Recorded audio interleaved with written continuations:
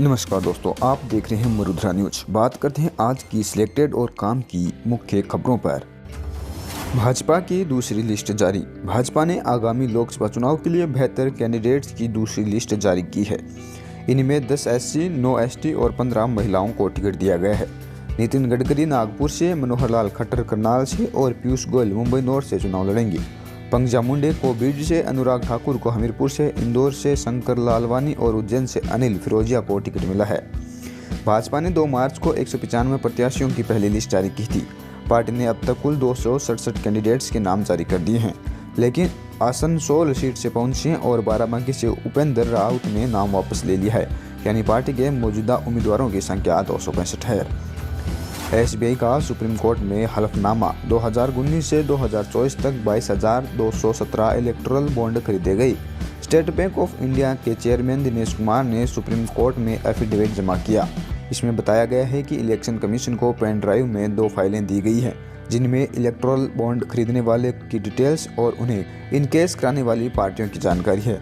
SBI के हलफनामे के मुताबिक 1 अप्रैल 2019 से 15 फरवरी 2024 तक 22,217 इलेक्टोरल बॉन्ड खरीदे गए। इनमें से 22,030 बॉन्ड का पैसा राजनीतिक पार्टियों ने केस करा लिया है। 15 मार्च को वेबसाइट पर डाटा आएगा। इलेक्शन कमीशन इलेक्ट्रल बॉन्ड से जुड़ी सारी जानकारी 15 मार्च को शाम 5 बजे तक अपनी वेबसाइट पर पब्लिश करेगा। दरअसल सुप्रीम कोर्ट ने 15 फरवरी को इलेक्ट्रोल बॉन्ड की बिक्री पर रोक लगा दी थी। साथ ही SBI को अब तक खरीदे गए इलेक्ट्रोल बॉन्ड की जानकारी इलेक्शन कमीशन को देने का निर्देश दिया था। कांग्रेस का नारी न्याय गारंटी योजना का वादा। गरीब महिलाओं को 1 लाख सालाना मदद। लोकसभा चुनाव से पहले कांग्रेस ने नारी न्याय गारंटी योजना का वादा किया है।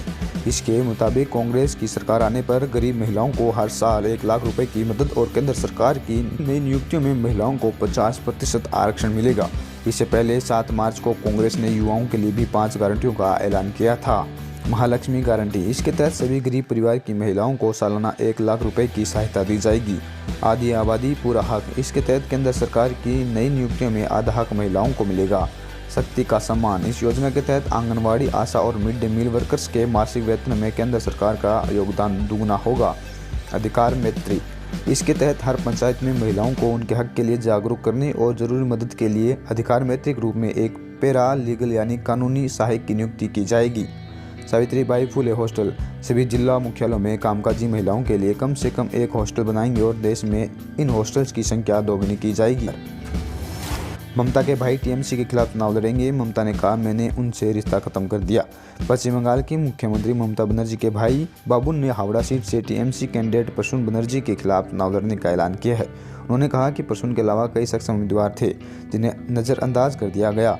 भाई के ऐलान के करीब 1 घंटे बाद ममता बनर्जी ने कहा कि मैं और मेरा परिवार साहब बाबुल से रिश्ते खत्म करते हैं। बाबुल बनर्जी ने इससे इनकार किया है। उन्होंने कहा, जब तक ममता दीदी हैं मैं कभी पार्टी नहीं छोड़ूंगा और न ही किसी अन्य राजनीतिक दल में शामिल होऊंगा। हाँ, मैं खेल से जुड़ा हूँ और मैं कई ऐसे भाजपा नेताओं को जानता हूँ जो खेल से जुड़े हुए हैं, पर मैं भाजपा में नहीं जा रहा। 23 डॉग ब्रीड्स के इंपोर्ट ब्रीडिंग पर लग सकती है रोक। इनमें से पिटबुल और रोटवीलर शामिल। केंद्र सरकार ने राज्यों से डॉग्स की 23 ब्रीड का इंपोर्ट रोकने और इनकी ब्रीडिंग और बिक्री पर रोक लगाने को कहा है। 23 डॉग ब्रीड की लिस्ट में रोटवियर और पिटबुल भी शामिल है। हाल ही में इंसानों पर डॉग अटैक के केस में इन ब्रीड्स के डॉग का नाम आया है। एनिमल वेलफेयर बॉडीज और एक्सपर्ट्स की एक कमेटी ने दिल्ली हाई कोर्ट में एक रिपोर्ट सबमिट की थी, जिसके बाद केंद्र सरकार ने यह कदम उठाया है।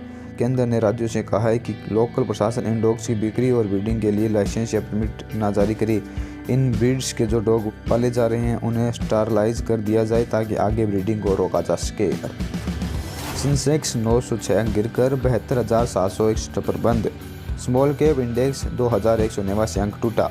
शेयर बाजार में 13 मार्च को बड़ी गिरावट देखने को मिली। सेंसेक्स 906 अंक की गिरावट के साथ 72,761 के स्तर पर बंद हुआ। वहीं निफ्टी में भी 338 अंक की गिरावट रही। यह 21,997 के स्तर पर बंद हुआ। सेंसेक्स के 30 शेयरों में से 23 में गिरावट रही। स्मॉल कैप इंडेक्स 2,189 अंक गिरकर 40,641 के स्तर पर बंद हुआ। वहीं मिड कैप इंडेक्स में 1,646 अंक की गिरावट रही। यह 37,591 के स्तर पर बंद हुआ। BSE पर लिस्टेड कंपनियों का मार्केट कैप मंगलवार को 385 लाख करोड़ रुपए था, जो बुधवार को घटकर 372 लाख करोड़ रुपए रह गया, यानी मार्केट कैप में 13 लाख करोड़ की गिरावट आई है। IIP यानी इंडस्ट्रियल प्रोडक्शन के आंकड़े मार्केट की उम्मीद से कमज़ोर है। 2023-24 का आखिरी महीना होने के कारण निवेशक मुनाफा वसूली कर रहे हैं। कंपनियों के वैल्यूएशन काफ़ी ज़्यादा हो गई, इससे निवेशक थोड़े चिंतित है। जापान का पहला प्राइवेट स्पेस मिशन फेल, उड़ान भरने के 5 सेकंड बाद रॉकेट ब्लास्ट। जापान का पहला प्राइवेट स्पेस मिशन फेल हो गया। स्पेस वन कंपनी का काइरोस रॉकेट उड़ान भरने के महज 5 सेकंड बाद ब्लास्ट हो गया। स्पेस वन ने पिछले हफ्ते ही फाइनल टेस्टिंग पूरी की थी। समुद्र से रॉकेट के मलबे को निकाला जाएगा और इसके बाद ब्लास्ट के कारणों का पता लगाया जाएगा। यह काइरोस रॉकेट मिशन पूरी तरह ऑटोमेटेड था। इसमें फ्लाइट टर्मिनेशन सिस्टम इंस्टॉल किया गया था। इस सिस्टम के जरिए रॉकेट में अगर एन वक्त पर कोई खराबी आती है तो उसे रोका जा सकता है। स्पेस वन ने कभी यह नहीं बताया कि उसका बजट कितना है और काइरोस की लॉन्चिंग पर कितना खर्च हुआ।